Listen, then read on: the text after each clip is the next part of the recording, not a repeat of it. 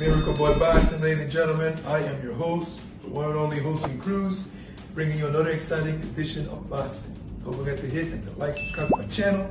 It's always greatly appreciated. Stay tuned. Miracle Boy Boxing, ladies and gentlemen. I am your host, Hosting Cruz, and guys, I am here to talk about on Way Back Wednesday, my version of Way Back Wednesday, in one of the greatest fights in the history of this sport. It was called the Carnival of Champions. You know, you got the main event in what was a great fight between two legends of the sport in Tommy the Hitman Hearns against Wilfred the Radar El Raral Benitez, the youngest world champion in the history of boxing. Tommy Hearns winning that fight by split decision. Great fight. But the co-main event is what I'm here to talk about. Between two legends also. The Battle of the Little Giants. I think these two guys, besides, Hearns and Benitez had a great fight. But these two little guys, little giants, stole the show that night in the co-main event. It was arguably the greatest chapter in the history of the Mexican and Puerto Rican rivalry in boxing. As we all know, there's been many great fights in the history of boxing when it comes to Mexico and Puerto Rico. But this fight was the perfect example of how special this rivalry is. How great this rivalry is. I mean, Wilfredo Bazooka Gomez, with a record of 44 wins, 3 losses, 1 draw, 42 big wins by knockout.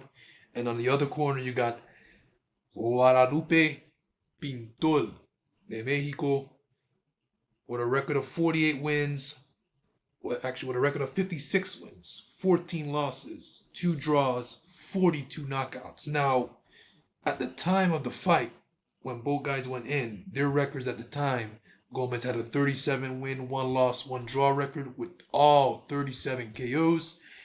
And Pintor at the time had a 48 wins, 5 loss, 1 draw, 37 KOs. So he was even with KOs with Gomez.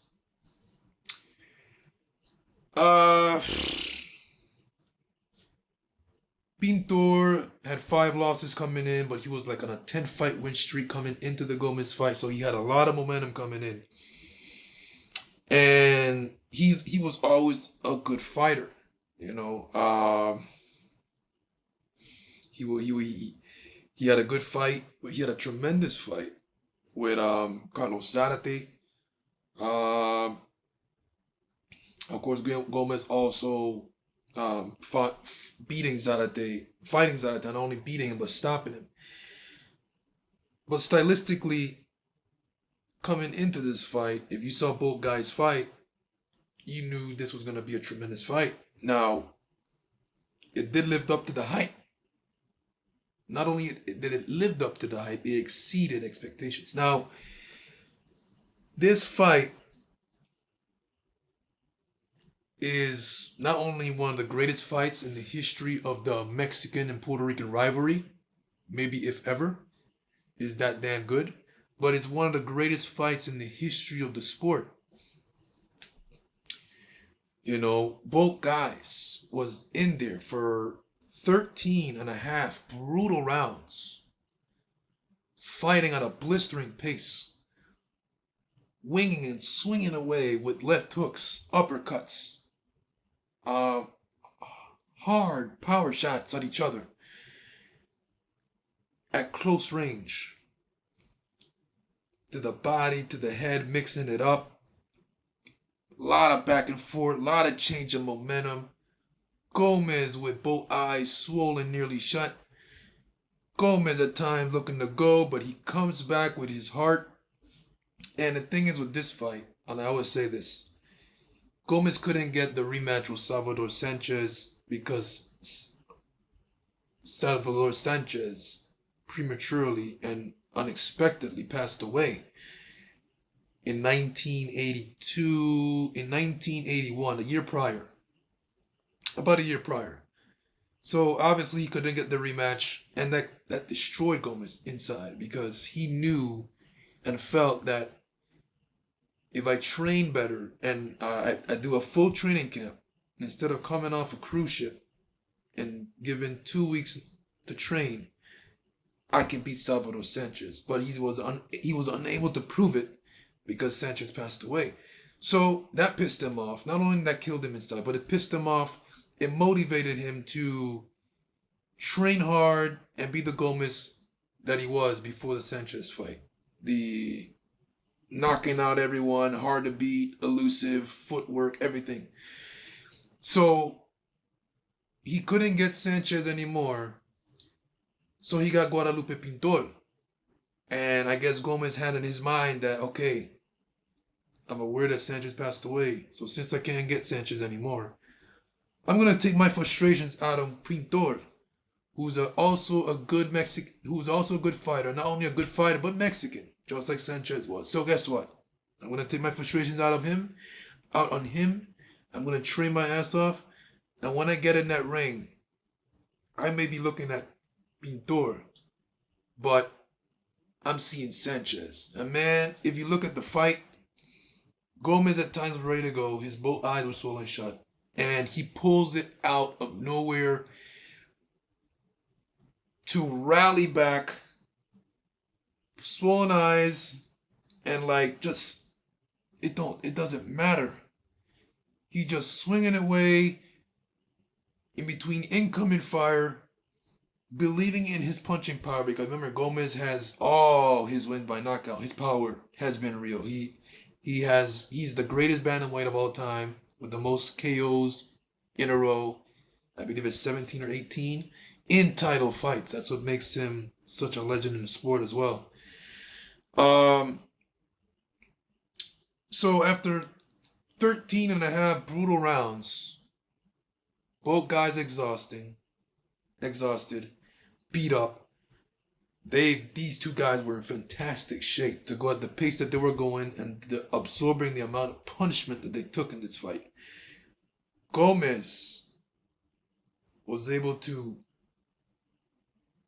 finally make Guadalupe Pintor succumb in the fight, wear him down, beat him down, drop him, and make the referee come in and wave the fight off in the 14th round, awarding Wilfredo Bazooka Gomez the TKO victory to retain his WBC and ring bantamweight titles at the Superdome in New Orleans, Louisiana on December 3rd, 1982. Now, like I said, Benitez and Hearns was the main event in a tremendous fight. But this was an even better fight. And like I said before, the Mexico versus Puerto Rico rivalry is the greatest rivalry in boxing. And when you look at this fight will show you why this rivalry is so great. Why is it so important to the sport? And it just shows this fight is an example of all in one. Brutality at its finest, boxing at its finest. You have everything in here: blood, sweat, tears. Just a great action fight. Every round in this fight doesn't have not one dull moment in it. You know, Gomez was coming in, like I said, not being able to get the Sanchez rematch, so he was on a man. He was a man on a mission, a man possessed. And I've said it many times myself. He probably saw Sanchez in that ring that night because his eyes were swollen shut. It was a brutal fight, and I always question what kept him up. And I'm like, he's seeing Sanchez in there. He's fighting Pintor, but his eyes and vision is showing him Sanchez. And Guadalupe Pintor was no joke during his career, man. Power, good chin, excellent on the inside, and a firecracker of himself, man. So all in all, man, just wanted to come out here and talk to you guys about this, my way back Wednesday, the Carnival of Champions, the co-main event, Wilfredo Gomez versus Guadalupe Pintor, in a true war.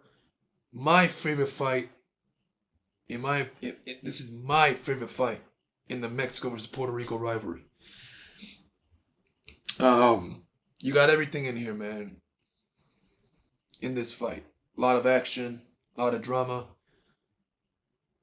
rallies. It's just great stuff. Great stuff, you know. And this is where the hardcore boxing fan of me comes in,